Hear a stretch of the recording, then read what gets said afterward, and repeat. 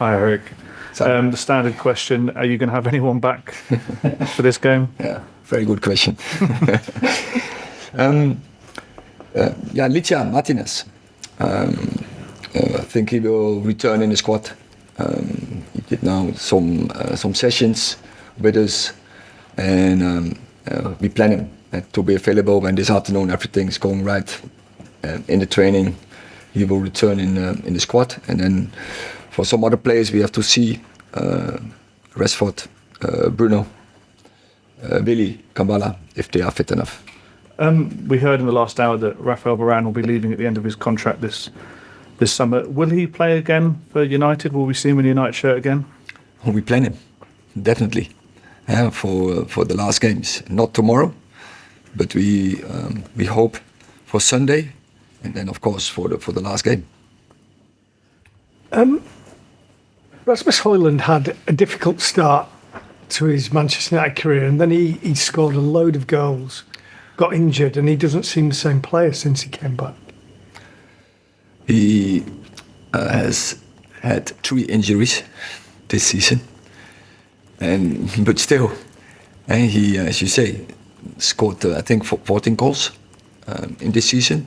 I think that's a very good record for a young player. Also, when we decided to go for him, we talked about earlier that we buy a player, of course for this season, but also for the future.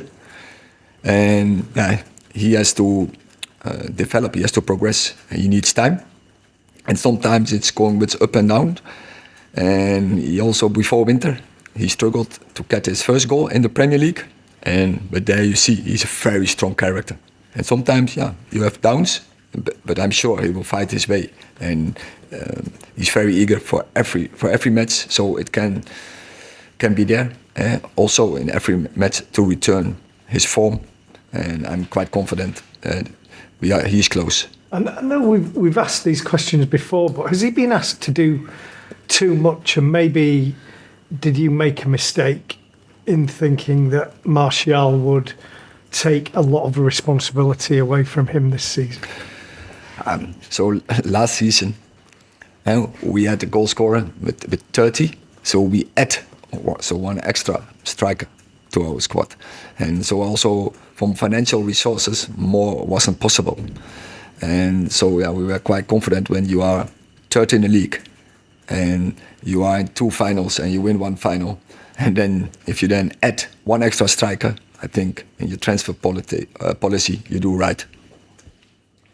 Erik, there's been obviously reports today that Bruno Fernandes is contemplating his future and that maybe the FA Cup final could be his last game at the club. What's your reaction to that? But that's the same question as last week. So I answered. So I asked the same answer. Do you have any concerns, though, and do you have ongoing conversations? Because can you kind of sum up the importance that Bruno has to this club moving forward?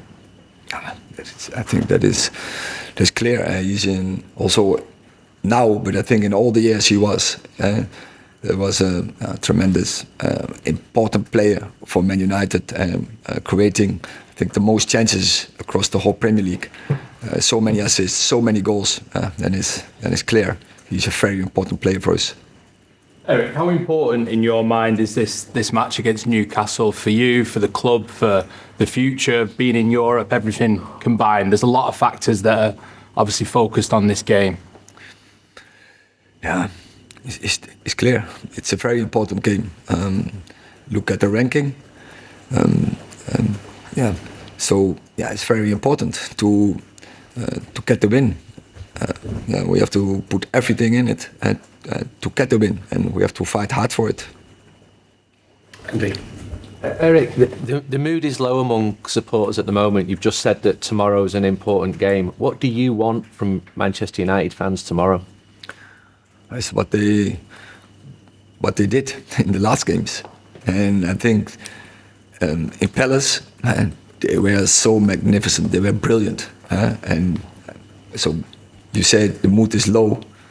Maybe the expectations are lower. But the mood, I don't want to say, I don't feel that the mood, that the vibe they create, it's lower. They make a lot of noise and they're backing the team, and in Palace and also last Sunday.